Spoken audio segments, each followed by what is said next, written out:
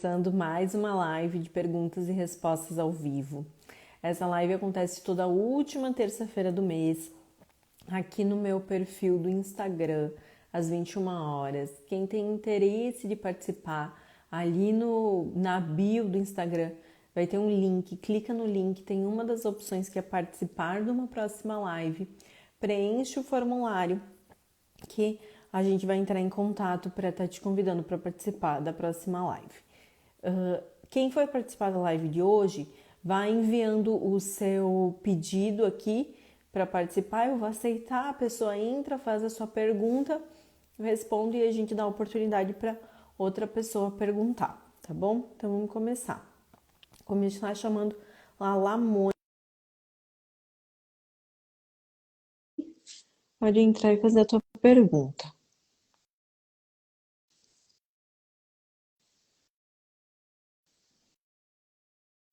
Como é que eu aceito? Oi, tudo bem? Da onde que tu fala?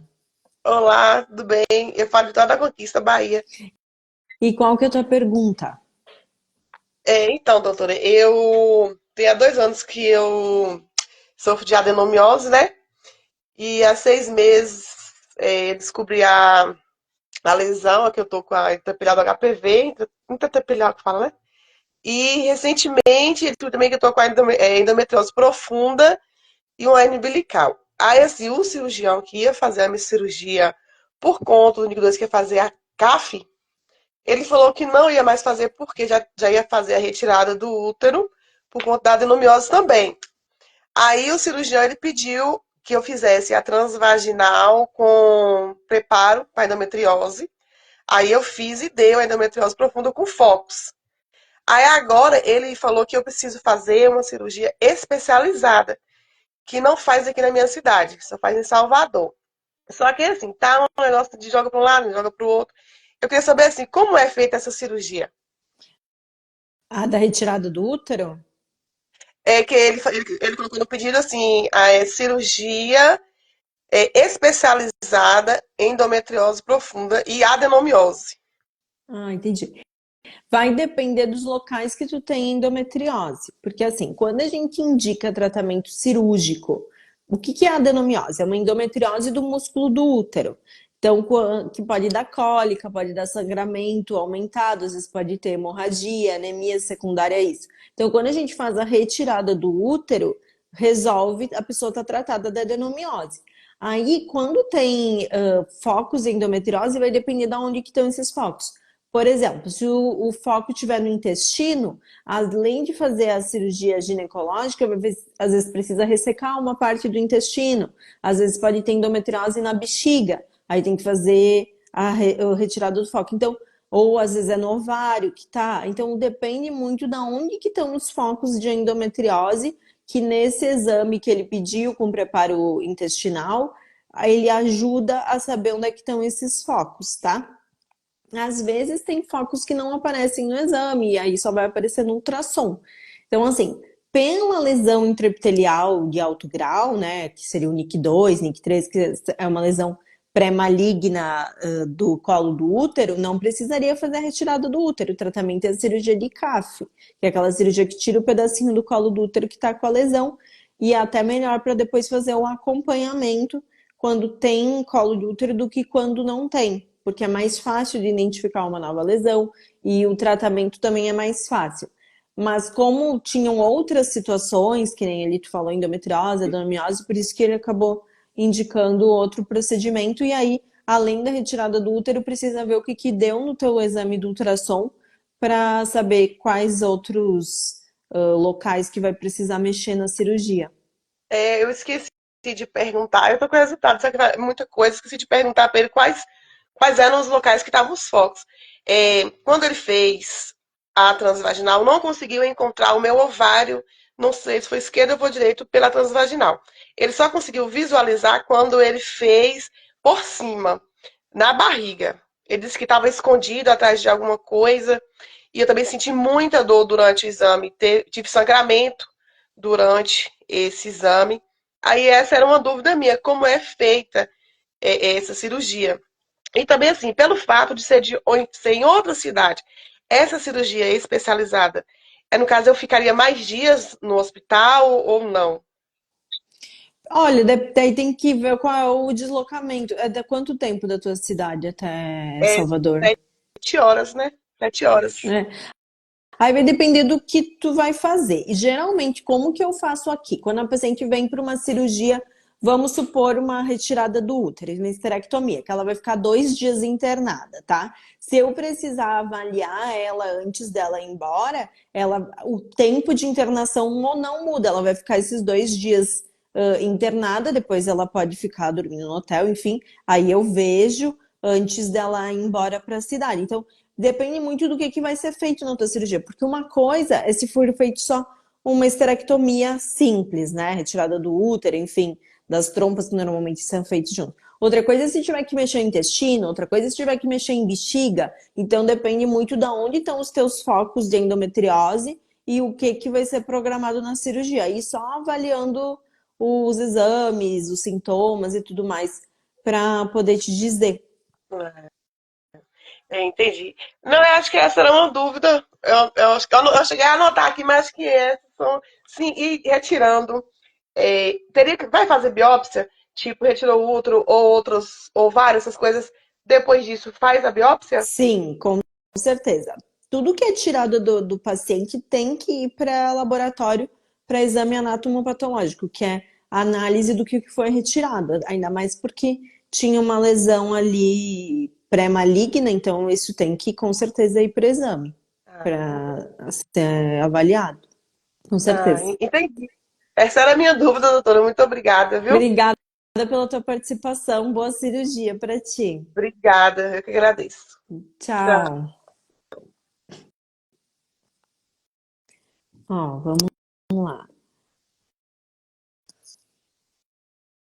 Karina tá aqui. Ó, a Karina mandou até mensagem que ela queria muito participar. Karina, eu não tô recebendo o teu pedido para participar. Para eu conseguir te chamar, tu tem que enviar o pedido aqui e daí eu vou aceitar, tá bom?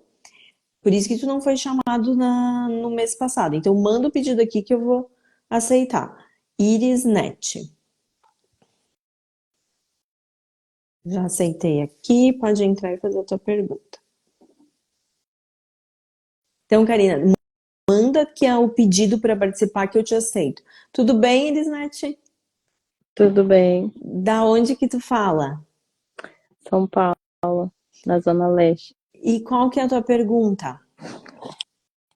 A minha pergunta é, assim, que eu descobri pouco tempo que eu tava com NIC 2 e NIC 3 de alto grau, né? Escamosa. Eu descobri através dos seus vídeos, porque eu fiz os exames com a doutora, mesmo de rotina, porque quando eu tava tendo as relações, eu tava sangrando muito. Aí eu fui fazer os exames com a médica, tudo. Aí, quando ela me deu os resultados, ela só me encaminhou para mim num posto para fazer uma raspagem de útero. Ela só falou isso. A única resposta que ela me deu foi um encaminhamento para fazer uma raspagem, que ela disse que era para tirar uma pelezinha.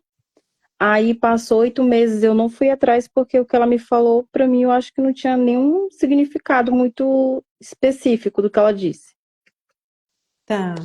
Ela não entrou muito em detalhes no significado. Aí um dia eu, por curiosidade, peguei os exames, olhando.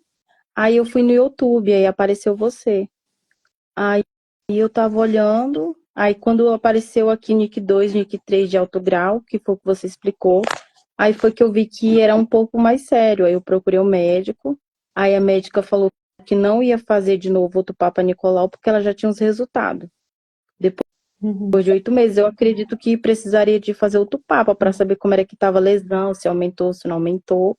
Que eu só vim procurar depois de 1 ano depois. Mas aí ela disse que não precisava, aí ela me encaminhou para fazer cirurgia. Ela me explicou que não era só uma raspagem, que tinha que tirar um pedaço do colo do útero, que se eu não cuidasse poderia virar um câncer. Eu já fiquei desesperada sem dormir e fiquei acompanhando os seus vídeos. Aí eu queria saber, porque eu nunca fiz cirurgia, meus partos, 5 partos meus foram tudo normal. Então, eu nunca fiz cirurgia, então isso me deixou mais desesperada ainda, se eu vou poder engravidar de novo ou não, se eu vou ter dificuldade. Tá. E tu pretende engravidar de novo? Ah, agora não. Tá, porque assim, ó, como que é essa cirurgia de CAF, né? Cirurgia de alta frequência, tem locais que ela aparece chamada de LIP, que é a mesma coisa, ou de EZT, de exérese de zona de transformação anormal, também é a mesma coisa.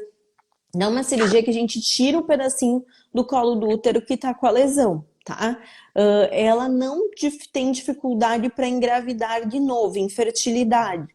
O risco de estenose do colo do útero de ficar muito fechado e não conseguir engravidar de novo acontece em apenas 5% das cirurgias de CAF e está relacionada com a quantidade de volume de colo de útero que foi retirado. Por isso que a gente tenta tirar só realmente o que precisa. O que acontece é que na cirurgia de CAF ela aumenta em 3 vezes o risco de trabalho de parto prematuro numa gestação futura. Esse risco é para bebês grandes prematuros, ou seja, acima de 34 semanas. Ou seja, geralmente são bebês que não precisam ir para UTI, que já tem um peso maior que 2 quilos, enfim. Então, esse que na verdade é a questão da cirurgia de CAF. Mas ali, como está com uma lesão de alto grau, que é a mesma coisa que o NIC2, o NIC3, uma lesão pré-câncer, realmente tem que fazer o tratamento dessa lesão. Isso acaba sendo mais importante do que esse risco, entendeu? Mas nesse caso, assim, que ela falou que estava escamoso, o NIC2 e NIC3 ainda não se tornou câncer. Isso, tu fez colposcopia, biópsia do colo do útero? Então, ela me passou vários exames, eu fiz a vulvoscopia e fiz Papa Nicolau, aí eu fiz a biópsia. Aí na biópsia foi que deu o NIC2 e Ah, NIC3. entendi. Tá, aham. Certo. Sim, o exame é operador dependente, depende do local que foi biopsiado. Se foi biopsiado local mais alterado e deu esse resultado, mas provável que seja isso. Tem casos que a pessoa às vezes já está com câncer e vem NIC2, NIC3? Tem, mas não é o mais comum. Geralmente, quando vem NIC2, NIC3 e não tem nada no exame da colposcopia que sugere que seja uma lesão mais grave, é isso que a gente vai encontrar no resultado da cirurgia. Entendi. Porque aí quando eu comecei a acompanhar os seus vídeos, eu fiquei muito preocupada, porque como eu nunca dei esse tipo de coisa em mim. E já fazia bastante tempo que eu não sabia fazer um Papa Nicolau, acho que uns 4 anos. Quando eu fui fazer, deu isso e eu vim pesquisar mais fundo quando eu estava assistindo direto você no Instagram, no Facebook. Aí eu fiquei muito preocupada. E eu fiquei mais preocupada porque a doutora não procurou fazer outro Papa Nicolau, né, para saber se a lesão aumentou ou não. Sim. E a tua cirurgia tá marcada? Não, dia 2 ela vai dizer que dia que ela vai marcar. Uhum. É. Que ela só passou os exames de sangue, passou para me fazer os batimentos cardíacos para poder aquele exame pró-operatório, né, que eles pedem. Sim. Quando dá uma lesão que nem a que deu, o ideal é que ela seja resolvida em até 6 meses, né? Então, se ela faz 8 meses que apareceu, o ideal era que já tivesse sido resolvida, mas uma lesão em estágio NIC3, que é o estágio pré-câncer, ela fica 10 anos nesse estágio, em média, é isso que os estudos mostram, antes de evoluir para um câncer. Então, não é uma coisa que evolui do dia para a noite. Então, mais provável é que na tua cirurgia seja encontrado o que já tinha dado no teu preventivo e na tua biópsia anterior. Porque quando dá assim, eu acho que praticamente tira metade do colo do útero, né? Depende do que a gente chama de zona de transformação. O que acontece? Aonde que fica a lesão? É onde transforma a parte de dentro do útero, que é o epitélio glandular, para a parte de fora, que é o epitélio escamoso. Existem 3 tipos diferentes de zona de transformação, que isso não tem relação com o tipo de lesão que tu tem.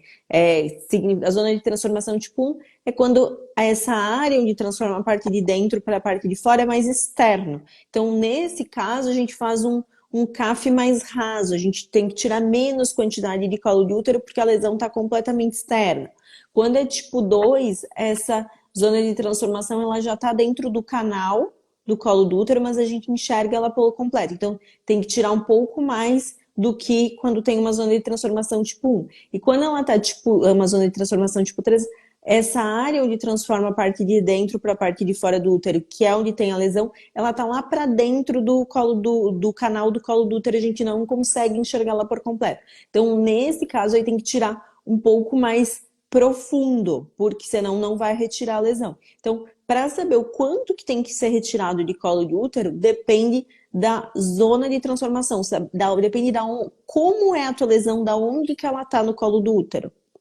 Entendeu? Ah, ela também ela teria que fazer esses exames também, né? Quando vai lá fazer a cirurgia de CAF, antes de fazer a cirurgia de CAF, aplica os líquidos, que é o ácido acético ou o Lugol, principalmente o Lugol, que é para delimitar onde é que está a tua lesão, e aí sabe qual é o tipo de alça que vai ser utilizada para fazer a retirada da lesão na cirurgia. E quando aparece assim, escamoso, o que significa escamoso? Escamoso é o tipo de tecido da parte de fora do útero. Ah, entendi, porque Glandular ela é o de falou para dentro. mim que eu tinha, ela disse que ela falou para mim que eu tinha um colo bem grande, que ainda dava de engravidar, a outra médica, né? Mas aí depois, quando a outra falou que eu ia ter dificuldade, eu fiquei assim, eu falei, nossa, fala uma coisa, fala outra. Mas nesse caso, eu queria entender de você assim. Quando dá esse tipo de NIC2, NIC3, é através de um vírus, que ela falou que eu tava com um vírus no corpo. Nem eu sabia o que era isso. Uhum. É, é, Uhum. ah. Mas Essa também ela não fez lesão exame para saber se eu tava com vírus, ou se precisava tomar vacina, se precisava cuidar depois. Ela não falou sim. nada. É que essa lesão NIC2, NIC3, ela é sempre causada pelo vírus do HPV, que é o papilomavírus humano, que é uma doença sexualmente transmissível. 80% da população em algum momento da sua vida vai ter contato com o vírus. A grande maioria das pessoas elimina o vírus, não fica nem sabendo que teve o contato, e algumas pessoas não eliminam. E aí é que tem o problema que pode aparecer esse tipo de lesão como deu no teu Papa Nicolau. Por isso que se recomenda que periodicamente a mulher faça o exame do preventivo para identificar situações que nem o teu, são lesões que são tratáveis antes disso de evoluir para um câncer. Então, essa lesão que apareceu é uma lesão que é tratável. Tu vai lá, tu vai fazer a cirurgia, vai ficar tratada da lesão. Tem que acompanhar Mas a para senhora acha que quando a gente faz a cirurgia, tira aquele pedaço, resolve muitas coisas? a lesão fica resolvida. Até aí tem que ver como é que foi feita a cirurgia, então se as margens estão livres, se a lesão saiu por completo ou não. A gente não trata o vírus que causou a lesão, a gente trata a lesão. Aí precisa melhorar ao máximo a imunidade, e aí é que entra o papel da vacina, porque a vacina diminui a chance de tu ter novas lesões. Entendi. Porque eu acho que eu descobri mais porque eu estava adoecendo muito fácil, né? Eu assistindo os seus vídeos, aparece mais que a gente descobre esse vírus quando a imunidade está muito baixa. Uhum. É. Aí eu estava adoecendo muito fácil, ficando fraca, dando tontura, fraqueza direto. Uhum. Vale a pena fazer uns exames de sangue, de sorologias, para ver se não tem alguma outra doença associada, se ver se está tudo certinho. Consegui te ajudar? Consegui, Muito obrigada pela tua pergunta. tá bom. Boa sorte. Tô torcendo por ti. Obrigada. Nada. Então, agora é a vez da Karina agora. Karina, pode entrar e fazer a tua pergunta.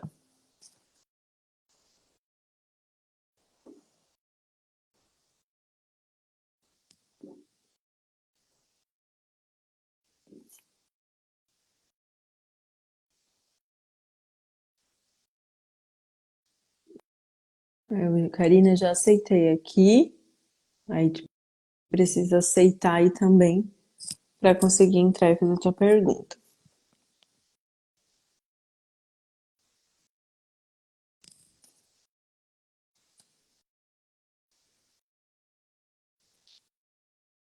Ó, eu vou chamar outra pessoa enquanto a Karina vai tentando entrar. Vou chamar aqui a Damiana.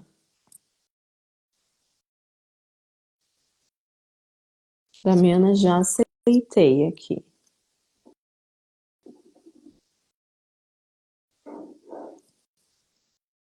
Tudo bem? Tudo bem, doutora? Tudo certo. Da onde que tu fala? E eu aqui de Caxias, Caxias do Sul. Ah, e qual que é a tua pergunta? É normal ficar com a tua parte preta, assim? Aquela escura? E pra mim aqui eu consigo te ver normal. Eu só consigo ver. Deixa eu Eu tô dar mais conseguindo te ver normal. Mas pode fazer a tua pergunta que eu tô ouvindo. doutora, assim, esse ano, ali em final de abril, início de maio, descobri o NIC 2, né? Sim. Nunca imaginava que pudesse ter, né, esse negócio. Daí fiz o NIC 2. Daí a médica pediu para me fazer uma clonização, fiz a biópsia, daí deu também, né, novamente na biópsia, o NIC 2. Primeiro deu no Axil, HCil, um negócio assim. Uhum. Daí fiquei bem, muito preocupada, né, mexeu totalmente com o meu sistema nervoso, né. Daí esses dias atrás eu fiz uma vulvoscopia e uma anoscopia. Só que a pessoa que fez a anoscopia em mim, ela olhou lá, disse que parecia que não era nada, sabe? Quando ela estava fazendo, ela achou que era um plicoma, sei lá, alguma coisa assim. No... E aí apareceu uma... Parece o nome. É, condiloma. Um condiloma. E na hora apareceu uma minhoquinha, assim, uma pelezinha, sabe? Na hora do exame. Daí ela até, a pessoa fazia a conização lá, disse que achava que não era nada, aí agora apareceu isso também, né? Aí já fiquei, porque eu já estava convencida que eu tenho que fazer a cirurgia, já está marcada agora para o dia 27 do mês que vem, e tudo bem, já entrou na cabeça que tem que fazer e tal, mas agora é isso, sabe? Esse condiloma, e eu não esperava isso daí. E como é que é feito aí, o que tem que fazer, quais são os segmentos, né?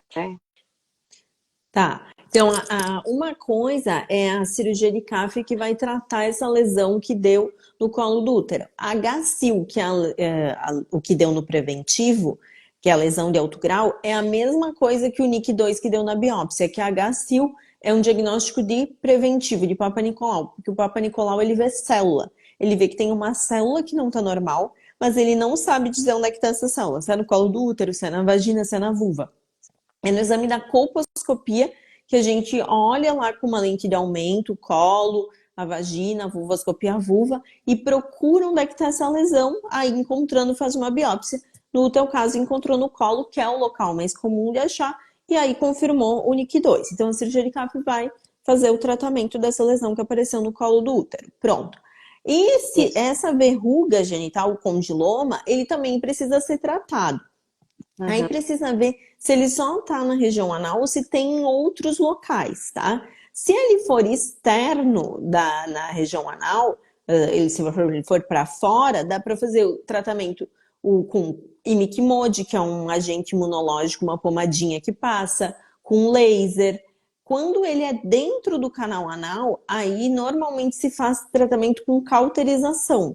Então, assim, precisa ver onde é que está a localização. Se é externo, é mais fácil de tratar, tá? Se é interno, dentro do canal anal, aí teria que procurar um proctologista, que normalmente são eles que fazem o tratamento, e aí é um pouco mais difícil por conta de estar lá para dentro, é mais difícil, enfim, o tratamento, né? Mas quando é externo é mais fácil.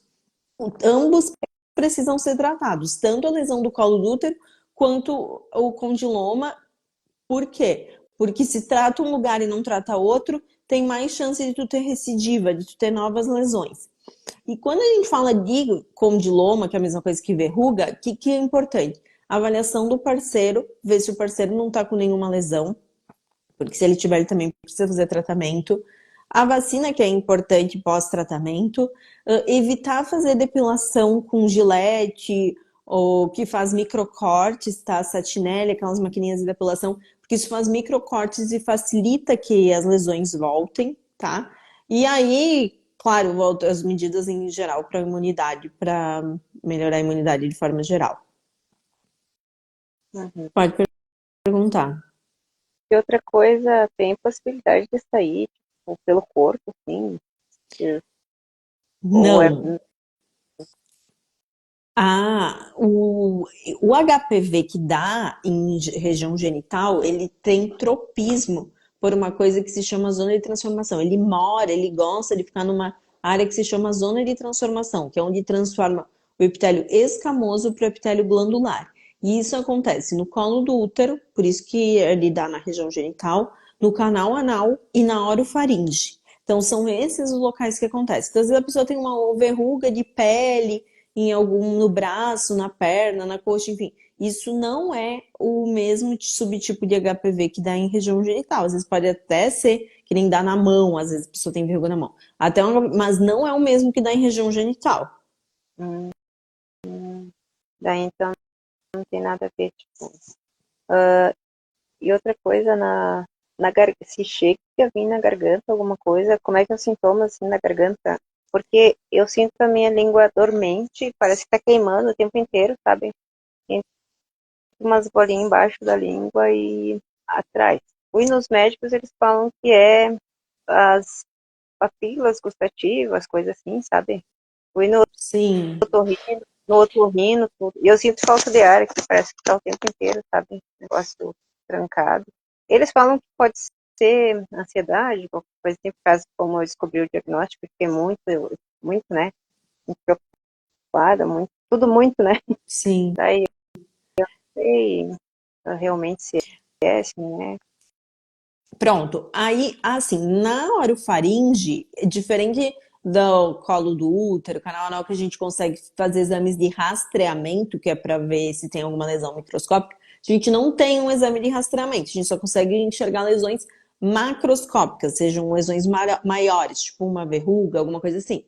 O exame que daria para fazer para avaliação disso é uma laringoscopia, que é um exame que entra com uma câmera e olha ali corda vocal, a orofaringe e tudo mais. Se tu for no otorrino, a princípio ele deve ter examinado a boca, né? Se não tinha nada na língua, alguma coisa assim. Que sintomas que poderia dar? Pode dar pigarro, tosse, tá? Mudança da voz, alguma obstrução, dependendo da quantidade de condiloma, mas isso é mais comum em bebê que tem condilomatose na orofaringe, não é tão comum em adulto. Seriam alguns sintomas que poderia ter, tá? O mais provável é que realmente não seja nenhuma lesão de HPV se tu foi no otorrino e ele fez a avaliação e não viu nada. Uhum. Sim.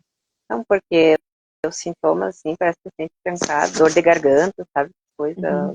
E as portas embaixo da garganta, embaixo Sim, da língua, lateral. Então o exame que poderia investigar seria fazer uma laringoscopia, que é essa câmera que coloca para olhar ali a garganta. Tá. E outra coisa, doutor, o PCR, na verdade, ele é aquele que é da secreção, né? Que eu fiz esse PCR. Eles foram com a escovinha na garganta, foram na bochecha, na língua, né? Eu candidíase na boca, mas fiz lá embaixo também, deu como não detectado, eu não entendo esse exame ali. Fez um PCR para HPV ou para quê? Não, para HPV. No colo do útero, coletou direto do colo do útero. Isso, junto com colposcopia. E Tá. da oral também, e os dois deram que não foi detectado na amostra, um negócio assim. Só que daí Assim, tem que ver a lesão, né? Como é que tem a lesão e como é que deu na biópsia, né? primeiro a biópsia é soberana. Então, se deu na biópsia, realmente tem a lesão e provavelmente foi uma questão de sensibilidade do teste. Tem que ver como que foi feita essa coleta do PCR. O ideal é que o PCR seja coletado direto lá do colo do útero, que é onde fica o vírus, né? Então, primeiro tem que ver como é que foi feita essa coleta. Quando tem a lesão, não nos interessa tanto o que deu na pesquisa do HPV. Por quê? Porque a gente vai fazer o tratamento baseado da lesão e não do vírus, né? Então seria mais para ter esse exame para poder acompanhar depois, para saber se o vírus sumiu ou não. Poderia repetir essa coleta direto do colo, mais para fins de saber qual é o subtipo, não para fins médicos, de tratamento. O que interessa é a lesão que tu tem e não tanto o subtipo de HPV que tu tem, porque isso não muda a conduta, não muda qual é o tratamento que vai ser realizado. Porque, assim, essas lesões são por isso, né? Todas as lesões que acontecem ali no colo é por causa desse negócio, né? Quando é lesão de alto grau, que é o caso de NIC2, NIC3, sim, é por conta do vírus do HPV. Uhum. E aí eu já fiz a primeira dose, daí falta mais 2, né? Sim. Uhum. Eu quero agradecer pela tua participação. Tem mais alguma pergunta que tu quer me fazer? Não. O filho, o meu guri também, ele fez as 2 doses, né? Meu guri, 11 anos ele tinha na época, agora ele tá com 16. Daí tá tranquilo também. Sim, a vacina não significa que a pessoa não vai ter o HPV, que não vai ter nenhuma lesão, mas diminui muito a chance. Então, a quadrivalente diminui em 70% o risco de câncer de colo de útero, por exemplo, né, que é o mais importante, mas diminui o risco de câncer de orofaringe, câncer de canal anal, de câncer de pênis, e a nonavalente diminui em 90% os riscos de câncer de colo de útero e dos outros cânceres também, canal anal, orofaringe e tudo mais. Tanto que na Austrália, eles conseguiram erradicar o câncer de colo de útero por conta da vacinação do HPV. Quando vacina os meninos, além de ter esse benefício de reduzir o câncer de pênis, acaba diminuindo o câncer de colo de útero nas mulheres, porque não acontece a transmissão. Então, tu fez bem de ter vacinado o teu filho. E no marido, ele vai ter que fazer a vacina ou tu acha que não precisa? É mais importante para ti, tá? Ele poderia sim se vacinar. Mais importante no caso dele é ver se ele tá com alguma lesão ou não. Isso é uma coisa mais importante nesse momento. Então, ele ir no urologista, enfim, avaliar se ele não tá com algum condiloma. Que com 60% dos parceiros que a pessoa tá com verruga também estão com verruga. Então, como deu condiloma, muito provavelmente ele possa ter também. Aí tem que fazer uma boa avaliação. Porque como é que deu ali, né? E se não tinha lá na vulvoscopia, não apareceu nada na vulvoscopia, só ela normal, só alergia normal, né? De coceira, coisa assim. E ali na anoscopia apareceu, né? Não, Mas ela nem quis fazer. pode, às vezes a pessoa não tem na vulva e tem no canal anal, tem no ânus, isso pode acontecer. Assim como pode ter uma lesão no colo e não ter na vagina ou não ter na vulva. E isso realmente pode acontecer. Porque ali na hora da colposcopia eles conseguem ver se tem alguma coisa, né? Na hora da A colposcopia no colo. colposcopia é para avaliar colo, vagina e vulva. E a anoscopia é para avaliar ânus e canal anal. Então, se for externo na vulvoscopia, que é o exame da vulva, a gente já enxerga. Mas se estiver lá dentro do canal anal, não, que aí precisa usar o anoscópio mesmo, que é aquele aparelhinho para ver dentro do canal anal. Uhum. Daí Muito não obrigada pela tua pergunta. Pode falar. então tá. Não, daí não corre o risco, né? Como apareceu uma ali, que ela só viu uma, né? Não corre o risco de ter mais lá dentro, porque como não apareceu, né? Olha, a colposcopia, eu falo, é um exame operador dependente. É que nem fazer bolo. A gente pega duas pessoas com os mesmos ingredientes, com a mesma panela, com o mesmo forno, um bolo fica bom, outro bolo não fica. Depende de quem está fazendo o bolo. Colposcopia é a mesma coisa. Então depende da pessoa que está atrás do colposcópio realizando o exame. Considerando que o exame foi bem feito, se só encontrou a lesão, o condiloma no canal anal, a princípio ele só está ali, né? Então depende da qualidade do exame que foi realizado. Ao princípio a gente trata o que a gente enxerga. Por que eu não entendi? Porque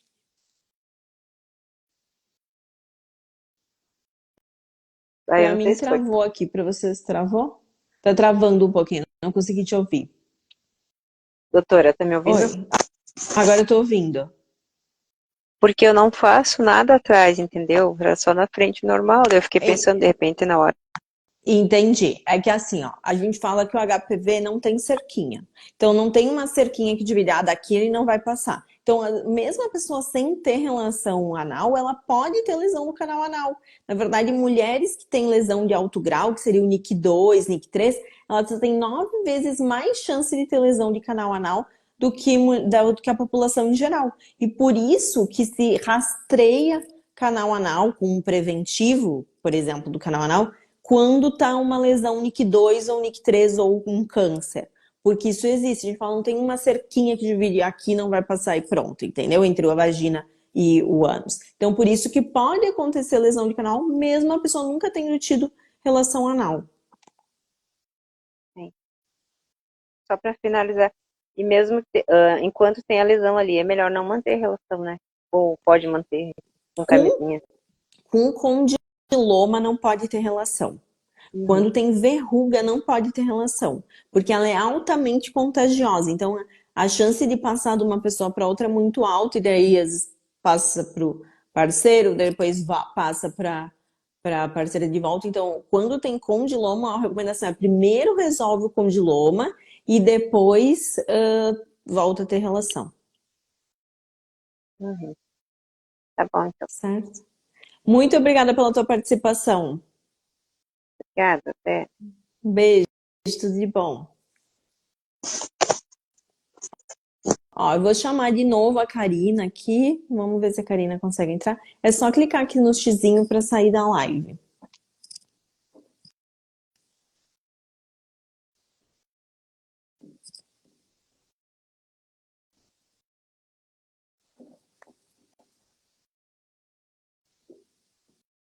Karina, já te aceitei aqui, é só entrar e fazer a tua pergunta.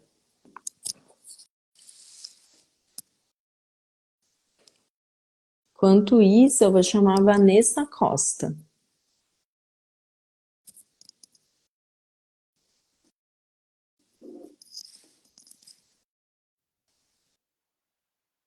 Oi, Vanessa, tudo bem? De onde que tu fala? Oi, mulher, tá escuro, vi se é teu lado. Falo Eu tô te enxergando normal. Natal, Rio Grande do Norte. E qual que é a tua pergunta? Mulher, eu descobri que eu tava com NIC3 ano passado, aí fiz colposcopia, fiz tudo, biópsia, realmente tenho NIC3. Aí, mês passado, dia 17, fiz a conização. Aí tô com o resultado aqui, eu quero que você tire as dúvidas do resultado. Tá, pode falar. É conclusão microscópica. Aí lesão intraepitelial cervical de alto grau, NIC3, né? Extensiva às glândulas, efeito citopático sugestivo de infecção viral. Cervicite crônica com metaplasia escamosa extensiva às glândulas. Aí o 2 tem margem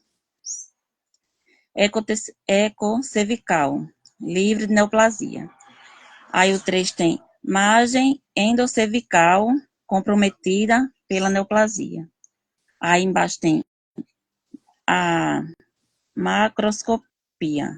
Aí tem negócio de cone né, uterino, aí tem cacetinho, cacete desse negócio que tem aqui. Tá, mas o mais importante é o microscópico mesmo, que é o laudo do que deu. Aí já na macroscopia, no 2, margem ecocervical, margens macroscopicamente livre de neoplasia. E o 3 deu margem endocervical, livre de neoplasia. Aí não entendi. Tá. Foram tiradas quantas peças na cirurgia? Olha aí se dá para a senhora ver. Ai, não consigo ler. Porque assim, ó, eu vou resumir assim, tá? Pelo que eu entendi, deve ter sido retirado uma peça de colo de útero e mais uma peça de canal. Pode ser que seja isso. E aí, por isso que apareceu margens endocervical comprometida e margem ectocervical livre. Hum, Assim, do ponto de vista de prognóstico, que é de acompanhamento, o que a gente faz? Existem duas margens. A margem endocervical, que é a que vai lá para dentro do útero, e essa é a margem mais importante. E a hum, margem ectocervical, que é a externa, tá? por fora. Precisa ver como que foi tirado essa peça, esse pedacinho do colo do útero. Se ele saiu inteiro ou não, se ele saiu em partes, porque pode ter sido isso que aconteceu, saiu em dois pedaços, tá? Pode ser por isso que ali tem numa descrição margem endocervical comprometida e em outra margem endocervical livre. Livre. Pode ter acontecido isso. Então, isso que tem que ver ali com o médico que operou, pela descrição do laudo, o que está acontecendo. Se saiu o colo. Ai, tá dando eco aqui. Tá dando eco. Voltou.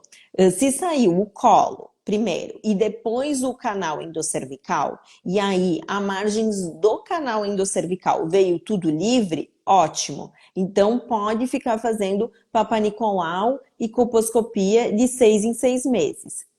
Hum, Se caso o pedacinho do colo do útero saiu pela metade e aí uma parte veio margens comprometidas e outra parte que veio margens livres, aí a gente considera que são margens comprometidas. Não hum. significa que precisa repetir a cirurgia, não precisa. O que vai fazer é Papa Nicolau e colposcopia 4 meses depois da cirurgia e aí, baseado nesses resultados, vai tomar conduta, vai decidir se precisa refazer a cirurgia ou se pode só fazer acompanhamento com Papa Nicolau e Sim. colposcopia a cada 6 meses por 2 anos, que é a recomendação para NIC3, tá? O que tu pode fazer nesse meio tempo para te ajudar? Vacinar. Vacina do HPV é uma coisa que dá para fazer. Ver qual é o método que está usando anticoncepcional, se estiver usando anticoncepcional de tomar, pensar em trocar por um DIU, porque o DIU ajuda nesse processo de eliminação do vírus, e o anticoncepcional atrapalha. Fazer a avaliação do parceiro, ver se o parceiro está com alguma lesão. Se fumar, ou se tiver alguém em casa que fuma, parar de fumar ou não ficar no ambiente que tem pessoas que fumam. Ver os outros exames, se fez os outros exames, quando dá positivo por uma doença, a gente já rastreia tudo. Então, pesquisa de HIV, sífilis, hepatites, Não deu nada painel disso, não. infeccioso. Isso, pronto. E é Porque esses quando a exames que gente tem que faz, né, fazer. o pré-operatório, a gente faz tudo isso, né, para saber. Isso, exato. Então, essas são as coisas que dá para ir fazendo nesse meio tempo que vão te ajudar nesse processo de evitar que voltem novas lesões. Mulher, aí, esse neoplasia, comprometido pela neoplasia. Aí, eu fui pro postinho ali e mostrei a médica. Ela disse que era câncer, é? No teu veio o NIC3, não foi isso? Foi. O NIC3 não é câncer ainda. É uma lesão Mulher, pré-câncer. é um pré, né? Isso, é uma lesão que ela Aí, eu acho tem que um por isso que potencial de deu, evoluir. por isso que chama neoplasia, né? Isso, exato. Uhum. Tá certo, então. Ah, tava com medo. É. Não, é Aí, uma no lesão caso, que tem eu vou voltar tratamento. para o médico agora, 10 de outubro, que ele marcou. Aí ele vai passar, né? Como é que você vai fazer? Ficar sendo acompanhado de 4 em 4 meses ou de 6 em 6 meses, né? Na verdade, só esse primeiro acompanhamento que pode mudar. Então, 4 meses, se der margens comprometidas, não deu nada nesse primeiro acompanhamento, pode ficar voltando a cada 6 meses. Se veio margens livres, aí já é direto a cada 6 meses. Tá bom. Tá bom? Muito obrigado, viu, amor? Obrigada pela tua pergunta. Tchau. Boa noite.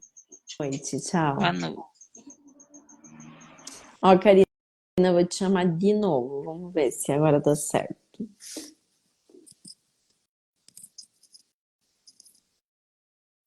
Gente, eu vou seguindo aqui a minha ordem, tá? Por isso que eu vou chamando na ordem que as pessoas foram entrevistadas. Eu vou chamar a Aninha agora.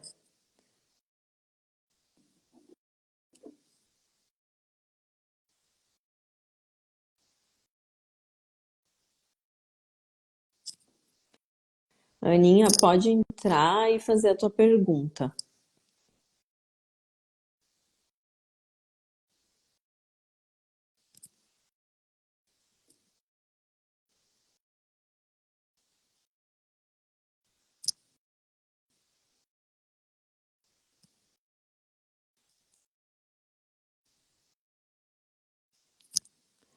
Ó, agora é a vez da Alda Lourenço. Já aceitei aqui. Só entrar e fazer a tua pergunta, Alda.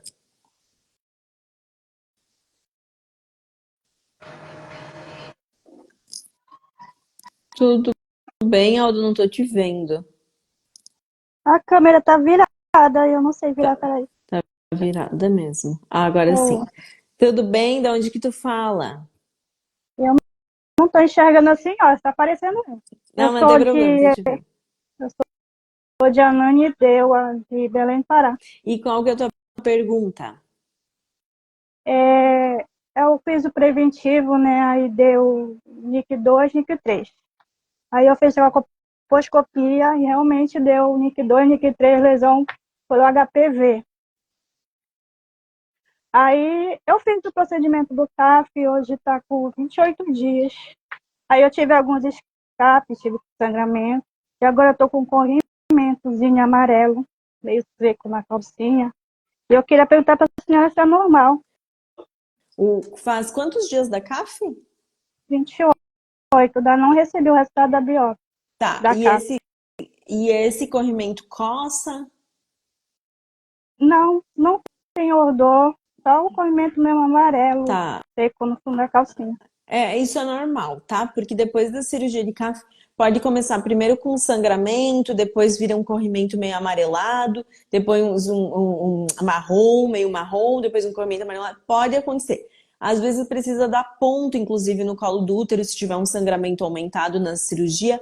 E aí esse ponto, dependendo do fio que é utilizado, o Vectrio é o mais comum, leva até 45 dias para ser absorvido.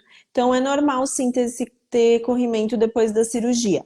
O que não é normal? Se ele começar a coçar, se ele começar a ter cheiro, se ele começar a aumentar em vez de estar diminuindo, tá? Claro, é importante ir no médico que realizou a cirurgia para ele avaliar, ver como é que tá a cicatrização do colo do útero. Porém, eu normalmente já oriento os meus pacientes que eu opero que pode sim ter um corrimento e dura ali em torno de uns 30 dias, se precisar usar fio cirúrgico, às vezes até um pouquinho mais, uns 45 dias. Também eu sinto muita dor na costa, porque eu fiz o exame de preventivo, eu fiz em fevereiro, e agora é que eu fiz a CAF. Uhum. Eu queria saber se isso tem alguma coisa a ver com essas lesões. É na região Olha, do sacro, a dor. se é uma lesão pré-maligna, que é o NIC 2, NIC 3, que é o que trata com a cirurgia de CAF, com certeza não tem a ver.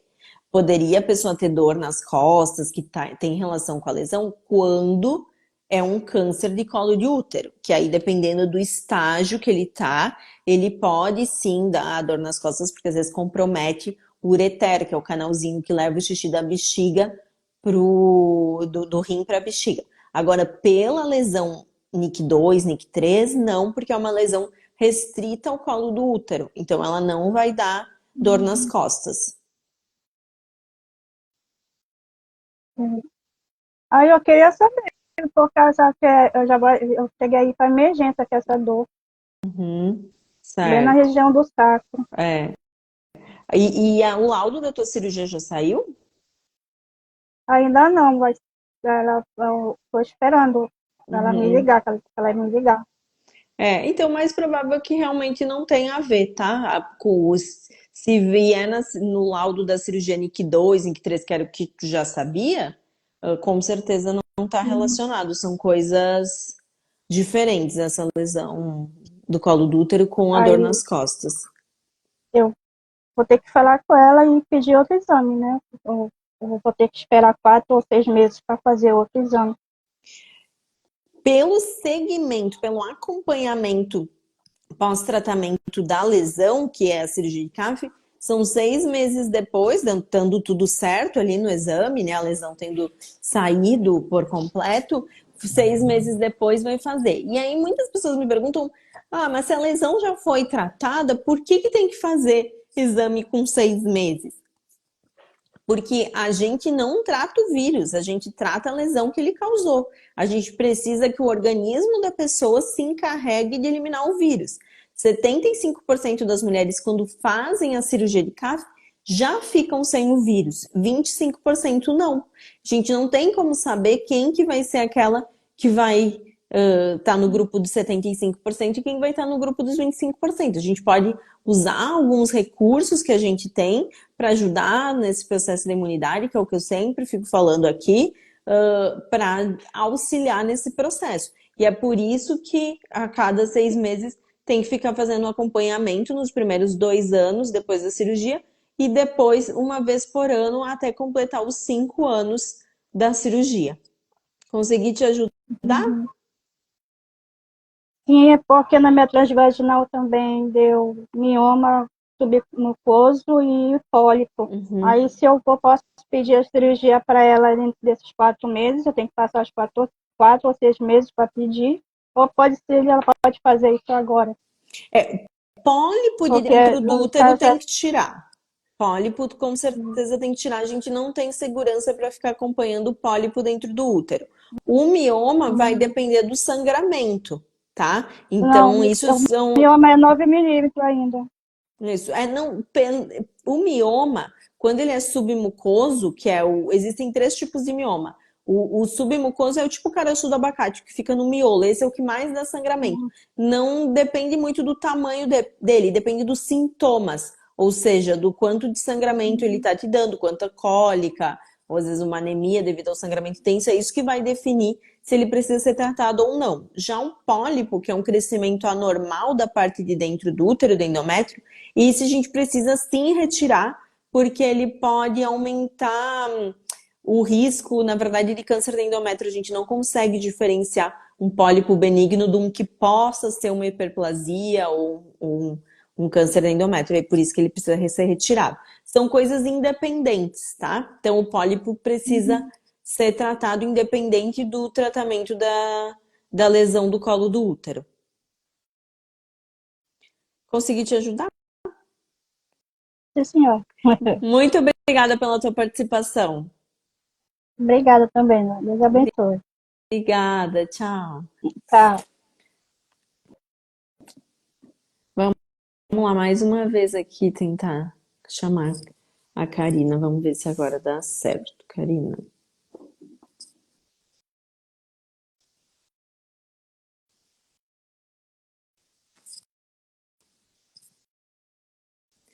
Então, vou chamar a Lia, em vez da Lia.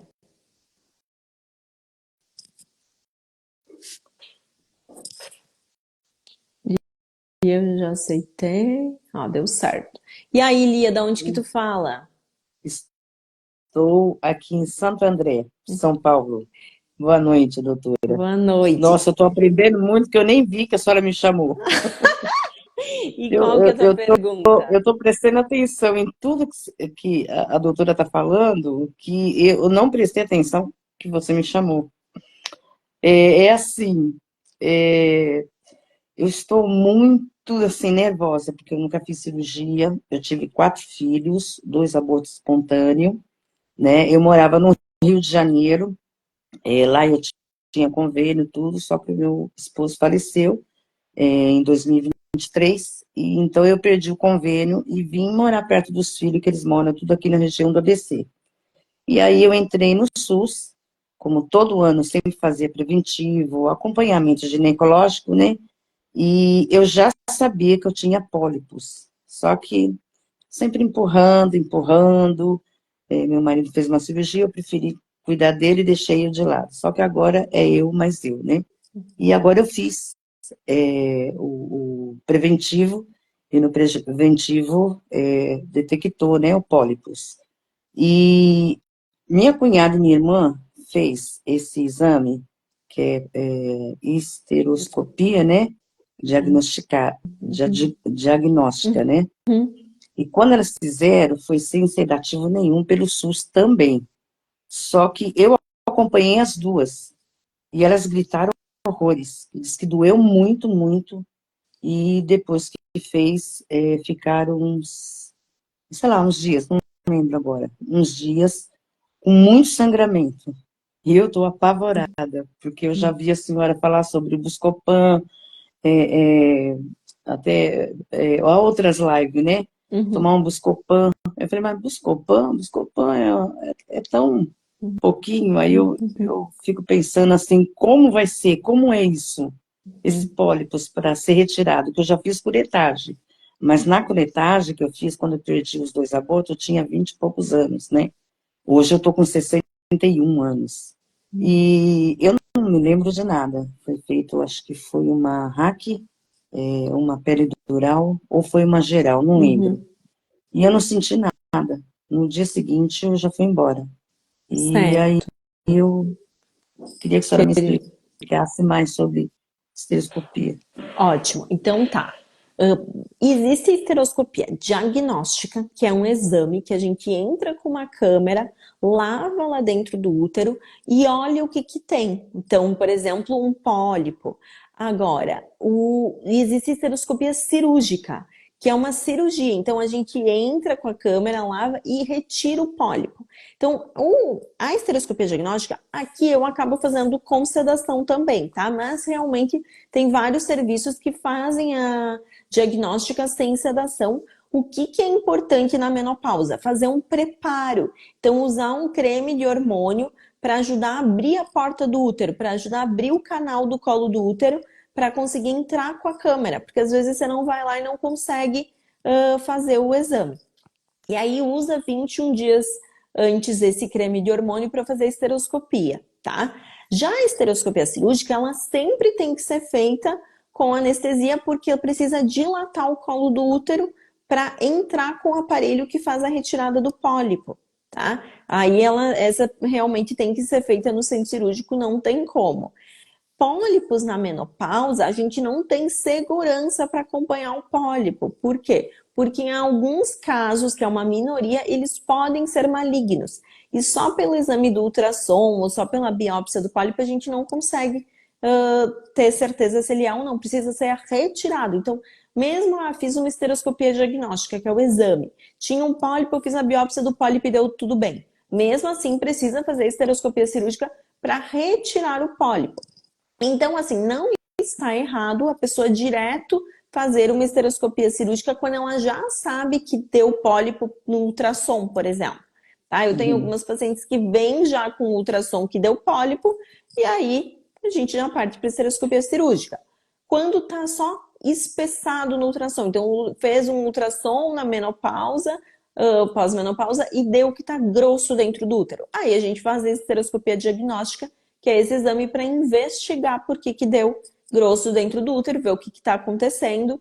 E aí, às vezes, a gente encontra um pólipo, por exemplo, que está causando esse espessamento, essa grossura no ultrassom transvaginal. Então, basicamente é isso. É o mesmo nome, só que são 2 procedimentos diferentes. Um da diagnóstica, que é um exame, outra que é a cirúrgica, que é uma cirurgia. Nos 2 casos, mesmo quando é a cirúrgica, geralmente não fica internada, 6 horas depois da cirurgia a paciente já está liberada. É um procedimento minimamente invasivo, né, que se chama, porque não tem cortes na barriga, nada é feita através da vagina, a gente entra com essa câmera para olhar na parte interna do útero. E aí na menopausa é muito importante, independente de ser uma diagnóstica ou ser uma cirúrgica, fazer o preparo com o creme de hormônio para abrir o canal endocervical, o canal do colo do útero. E em mulheres que não estão na menopausa, é importante fazer um preparo com algum hormônio, seja um anticoncepcional, para deixar fino dentro do útero para entrar com a câmera para olhar. Porque se o endométrio estiver grosso, estiver próximo à menstruação, pode atrapalhar o exame. Então, tanto mulheres pré-menopausa quanto pós-menopausa precisam fazer um preparo adequado para a esteroscopia. O que vai mudar é como é feito esse preparo. Então, na menopausa, a gente faz com creme de hormônio dentro da vagina. Quando é antes da menopausa, a gente faz geralmente com o uso de alguma medicação, um anticoncepcional, para deixar fino lá dentro do útero. Consegui te ajudar? Porque no transvaginal ele deu 7 milímetros. Deu espessado. Aí eu acompanhei os outros que eu fiz, então estava dando 3, depois 4, 5. O último agora que eu fiz, agora em maio, deu 7 milímetros. Então ele está crescendo, né? Isso. Depois da menopausa, o ideal é que ele esteja abaixo de 5 milímetros. Quando ele está acima de 5 milímetros, no ultrassom, a gente fala que está espessado, que está grosso dentro do útero. Se tiver sangramento, aí tem mais chance de ter alguma coisa anormal, por exemplo, um pólipo, uma hiperplasia, que é um crescimento anormal, né? Quando ele só está espessado, essa chance é menor. Porém, de qualquer forma, precisa ser investigado, Ser entender o que está retirado, né? acontecendo. De todo jeito, ele tem que ser retirado. Isso. Deu só espessamento endometrial ou deu pólipo escrito no Não, exame? deu pólipos. Ah, Nas tá. três transvaginal que eu fiz, Ah, deu pólipos. não, então tem que tirar. Vai ter que É, fazer a só que retirada do pólipo. eu estava vendo outras lives da doutora, que dizia assim, diagnosticada é quando vai verificar, e Isso, quando é cirurgia, é quando vai retirar. isso, Então, é isso. então eu não vou tirar, então, dia 3 agora, né, terça-feira. Então eu não vou tirar, eles vão analisar isso? Se está marcado uma esteroscopia diagnóstica, ele é um exame. Ele é para olhar lá dentro do útero. Só consegue tirar na diagnóstica se for muito pequeno o pólipo. Porque como não dilata o colo do útero, um bem fininho, então a pinça da biópsia é bem fininha. Então só se for um pólipo muito pequenininho para conseguir tirar na esteroscopia diagnóstica, que é o exame. Se for um pólipo um pouco maior, ele já não sai na diagnóstica. Aí realmente precisa fazer esteroscopia cirúrgica, tem que dilatar o colo do útero para fazer a retirada. E aí, quanto a medicações analgésicas, anti-inflamatório funciona melhor para cólica uterina do que Buscopan. Porque não passaram nada. Buscopan não funciona tão bem. Então, normalmente, quando passa, é depois do exame, né? Ou no momento ali pré-exame que eles dão a medicação. Normalmente, o que se usa é anti-inflamatório, que funciona melhor para cólica uterina. Anti-inflamatório porque não tenho corrimento, não tenho sangramento. Tive sangramento aos 50 anos, que foi quando eu entrei na menopausa. Mas fora isso, não tenho, assim, sangramento, já não menstruo mais, e corrimento também não. Eu estava vendo essa senhora, né? Disse que depois que ela fez a cirurgia, ela começou com corrimento, né? Corrimento amarelado. Eu não tenho nada. Aí Certo. eu tô morrendo de medo, porque eu já avisei, eu fui lá ver, porque vai ser no Hospital da Mulher, aqui em Santo André, e eu falei que se não tivesse sedativo, eu não iria fazer, e não faço. Sim. E aí eu corro atrás da senhora, para a doutora fazer. Tá bom, então tá bom. Porque eu tô apavorada, mas já foi esclarecido, agradeço muito, uma boa noite, e muito obrigada, viu? Eu E vou agradeço. acompanhar as outras também, porque eu aprendi, em menos de uma hora, aprendi um monte de coisa. Bom. Vi um monte de coisa aí sendo falado e eu aprendi, tá bom? Coisa boa. Obrigada pela tua participação. Eu que agradeço. Boa noite para noite. todos. Tchau. Tchau. Então vamos lá ver quem eu vou chamar agora. Karina, vou tentar te chamar mais uma vez. Vamos ver se agora dá certo.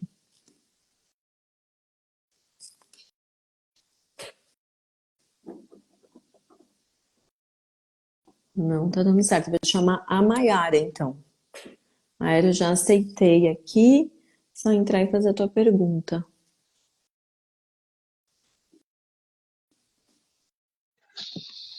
Tudo Olá, bem? doutora. Tudo bem? Boa noite. Boa noite. De onde que tu fala? De Caruaru, Pernambuco. E qual que é a tua pergunta? Por bastante tempo, o meu preventivo, ele deu uma alteração. Ele apresentava sempre uma mancha. Aí ficava sempre dizendo para acompanhar, e aí eu ficava acompanhando de 6 meses, mas sempre aparecia essa mancha. Aí ano passado eu fiz o preventivo, a citologicoposcopia, e também fiz biópsia, deu HPV NIC1. Aí eu fiz a conização em fevereiro. Acredito que não foi com alta frequência, não. Foi no hospital, mas eu acredito que foi com bisturi mesmo, porque eu sangrei bastante. Lá no hospital mesmo, botam um tampão. Aí quando eu retirei o tampão, foi assim, de melar a cama e sair melando o chão mesmo, sabe, doutora? Eu fiquei bem assustada. Mas aí depois, assim, eu passei uns 18 dias sangrando. Os primeiros dias que sangrou mais, só que depois foi diminuindo, mas foram uns 18 dias de sangramento. E aí o médico passou anti-inflamatório e passou colagenase no. Aí, quando foi o mês passado, eu fiz 6 meses de conização. Aí fui fazer novamente a citologia e colposcopia, que é o acompanhamento. Quando eu vi, é, o médico que eu fiz, ele faz a vídeo. Aí eu vi que onde foi retirada a parte lá lesionada, estava assim. Uhum, tá, Eu não, certo. não sei se isso é normal ou não, mas assim, estava bem vermelho. E eu fiquei um pouco assustada porque quando a gente vê na internet, diz que com 1 mês e meio o colo já está cicatrizado, né? Eu fiquei assustada porque eu vi bem vermelho e o médico disse que estava em fase de epitelização e não achou satisfatório a visualização, sendo que quando saiu o resultado, deu tudo normal. O resultado da Tá, citologia e colposcopia deu normal. Mas aí, depois do exame, eu fiquei tendo pequenos sangramentos, que uma parte é até normal. Eu passei uns 2 dias sangrando, depois parou um dia, aí eu fiz um esforço. Quando eu faço esforço assim, de me abaixar ou de pegar peso, aí mela minha calcinha. Não é um sangramento de hemorragia, mas é melando. Eu estou tendo esse certo. sangramento depois dessa citologia e colposcopia. Tá. Aí eu cheguei a voltar no médico, ele disse que eu usasse a pomada metronidazol mais nistatina. Aí eu cheguei a usar e quando foi agora, ainda faltando 12 dias para eu menstruar, eu tô sangrando novamente. Isso de melar. Tá. Aí eu fiquei preocupada. Certo. Seria interessante fazer um exame que se chama painel infeccioso, que ele vê várias bactérias, clamídia, neisseria, micoplasma, ureaplasma, tricomonas, para ver se não tem alguma inflamação, alguma infecção ali no colo do útero que pode deixar ele mais vermelho, mais inflamado, que foi isso que está aparecendo ali na tua foto. Porque assim, se fosse candidíase, o Gardnerella, que são algumas bactérias que podem dar, estaria tratada já com metronidazol e nistatina. Já essas outras que eu falei não aparecem no preventivo e esses tratamentos de metronidazol e nistatina não resolve, tá? E ele é uma causa para dar inflamação no colo do útero e deixar ele mais vermelho, mais hiperemiado, que se chama. Então, é um exame que valeria a pena fazer para ver se não tem alguma coisa contribuindo com esse sangramento aí, tá? Que tá acontecendo espontaneamente, né? Pelo que tu falou. Sim. Independente. Qual o nome do exame? Painel infeccioso. Ele também é chamado de PCR, de clamídia, neisseria, micoplasma, ureaplasma, tricomonas, que são várias bactérias que o exame consegue rastrear. Certo. Quanto a esse sangramento, a senhora me indicaria para fazer primeiro uma avaliação ginecológica, colocando lá o espéculo mesmo, ou me indicaria para fazer uma ultrassom transvaginal, ou uma tomografia, uma ressonância, para ver também se seria possível saber a causa desse sangramento. O ideal é tu fazer esse exame do painel que eu falei, e aí vale a Certo. pena fazer um ultrassom transvaginal para ver se tem alguma outra coisa. E aí, tem que ver qual método anticoncepcional tu tá usando algum Não método? uso. Não. Tá, aham. E é a primeira vez que acontece esse sangramento ou já tinha acontecido antes? Não, esse sangramento realmente foi depois da citologia e colposcopia do mês passado. Aí eu Uhum. sangrei no mês passado antes de menstruar, e agora, ainda faltando 12 dias para eu menstruar, eu sangrei novamente. E tô sangrando, já tô no terceiro dia de sangramento, coisa que eu boto nenhum absorvente, boto aquele pequenininho e consegue sustentar, mas sempre saindo. Tá. E não tem nenhuma chance de tu estar grávida. Não. Tá. É, o mais provável que seja alguma inflamação, tá? Que nem eu falei, esse exame do painel é o que mais vai te ajudar. Fazer ultrassom tem que fazer, porque quando tá com sangramento tem que fazer o ultrassom pra gente ter uma avaliação da parte interna do útero, né? Pra ver se tem um pólipo, um mioma, alguma coisa que justifique. Pelo exame, como já fez um mês que tu fez, não justifica, tá? Então não é mais do Papa Nicolau, porque mesmo que tu tivesse feito uma biópsia do colo do útero, que não foi feito biópsia, ou foi feito biópsia? Não, É, mesmo não, que dessa. tivesse feito uma biópsia, em um mês já teria cicatrizado. Então não é mais pelo exame. O que é mais parece, às vezes, alguma infecção que faz até uma endometrite, uma inflamação do endométrio, do colo do útero, e pode dar esses sangramentos intermenstrual entre uma menstruação e outra. E aí a gente trata geralmente com antibiótico, por exemplo, com doxiciclina, que é um antibiótico que usa para tratar inflamação. Claro que vai depender de qual bactéria é, né? Então, esses Uhum. seriam os dois exames iniciais que tu faria, um painel infeccioso e um ultrassom transvaginal. Aham, porque mesmo com o útero desse jeito, o colo do útero desse jeito, não tem problema de fazer ultrassom, né? Não, não tem problema. Pode fazer. Certo. Só a última dúvida, doutora. É normal o colo do útero ficar assim, avermelhado, após uma conização? Ou não? Já era para ele ter voltado à cor normal? Assim, ó, pela conização, é que essa parte da zona de transformação ali, ele é de uma cor diferente do resto do colo mesmo, porque o Hum. tipo de tecido é diferente. É que ali, pela tua imagem, por isso que eu falei que valia a pena fazer um painel infeccioso, tem que descartar que não esteja com alguma infecção e por isso que ele tá tão vermelho assim, como se ele tivesse irritado, entendeu? Inflamado. Certo. Agora, ali, pela imagem da cirurgia, já cicatrizou o que tinha para cicatrizar. É que essa parte do colo, a parte do miolo de dentro, ele tem uma cor diferente da parte de fora, porque o tipo de tecido é diferente, que é o tecido glandular e a parte de fora é o tecido escamoso. E é justamente essa região ali que é a mais importante a gente olhar no exame da colposcopia, coletar preventivo, porque é ali que é a famosa zona de transformação, que é onde aparece lesão, Certo. certo? Tá certo, doutora. Tá bom. Um prazer falar com a senhora, viu? Lhe admiro Prazer é muito. meu. Obrigada, obrigada pela tua participação. Tchau. Tchau, boa noite. Boa Ó, noite. boa noite. Vamos lá, então.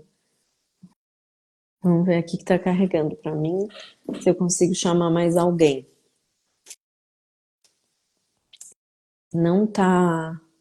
Não sei se é o problema da internet, eu não tô conseguindo mais chamar, porque não tá carregando quem me mandou pedido. Gente, então assim, quero agradecer para quem participou da live de hoje. Para quem tem interesse de participar para uma próxima live, vai lá, preenche o formulário que está disponível no link da bio do Instagram, que a gente vai estar convidando para participar. Eu não tô conseguindo chamar mais ninguém porque bloqueou aqui para mim. Deixa eu ver se eu consigo diferente. Aqui. Não tá. Eu sei, Karina, que tu mandou, mas não tá, para mim já não tá mais. Ele vai carregando e não deixa eu chamar. Eu acho que é um problema da conexão mesmo. Então, lá no link da bio tá disponível o formulário. Preenche lá o formulário. O William, que faz parte da minha equipe, vai entrar em contato com a pessoa para ver se ela consegue entrar e sair da live. E aí a gente vai ter de novo na última terça-feira do mês que vem. Lembrando que na segunda terça-feira do mês tem a live Caixinha de Perguntas, que eu abro a caixinha aqui no perfil do Instagram, manda sua pergunta e eu respondo numa live que eu faço na segunda terça-feira do mês no canal do YouTube. Depois a gente publica aqui no Instagram também essa live, tá bom? Muito obrigada e boa noite.